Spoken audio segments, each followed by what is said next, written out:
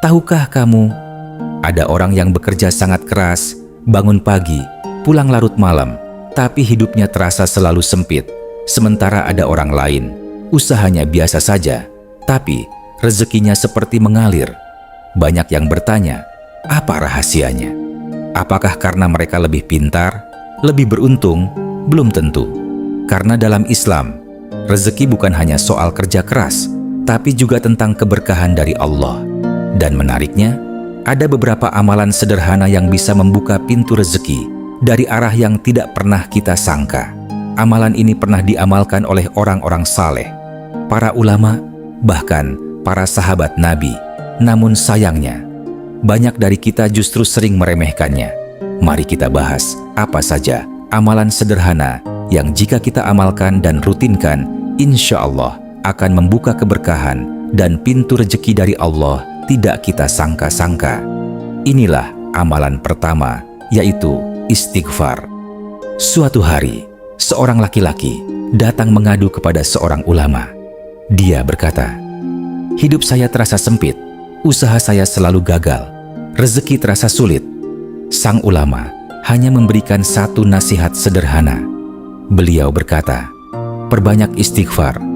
Laki-laki itu heran. Masalahnya adalah rezeki. Kenapa solusinya meminta ampun kepada Allah? Namun dia tetap mengikuti nasihat itu. Setiap hari dia membaca, "Astaghfirullah, Astaghfirullah, Astaghfirullah." Puluhan kali, ratusan kali. Hari demi hari berlalu, dan perlahan hidupnya mulai berubah. Usahanya mulai lancar. Kesempatan datang dari arah yang tidak pernah dia bayangkan. Kenapa bisa begitu? Karena Allah sudah menjelaskan rahasia ini dalam Al-Quran. Dalam surah Nuh ayat 10-12 Allah berfirman, "Mohonlah ampun kepada Tuhanmu, sungguh Dia Maha Pengampun. Niscaya Dia akan menurunkan hujan yang lebat dari langit untukmu dan memperbanyak harta serta anak-anakmu." Artinya, istighfar bukan hanya menghapus dosa, istighfar juga membuka pintu rezeki. Selanjutnya, amalan berikutnya sering membuat orang ragu, yaitu sedekah. Banyak orang takut bersedekah karena mereka berpikir jika memberi, harta mereka akan berkurang. Padahal Nabi Muhammad SAW pernah bersabda, harta tidak akan berkurang karena sedekah. Coba renungkan, ketika kita memberi kepada orang lain, sebenarnya kita sedang menanam, dan setiap yang ditanam akan Allah tumbuhkan. Kadang kita memberi sedikit, tapi Allah membalas dengan sesuatu yang jauh lebih besar. Banyak orang merasakan keajaiban ini. Ada yang membantu orang lain, lalu tiba-tiba mendapatkan peluang besar. Ada yang bersedekah, lalu rezekinya datang dari arah yang tidak pernah dia sangka.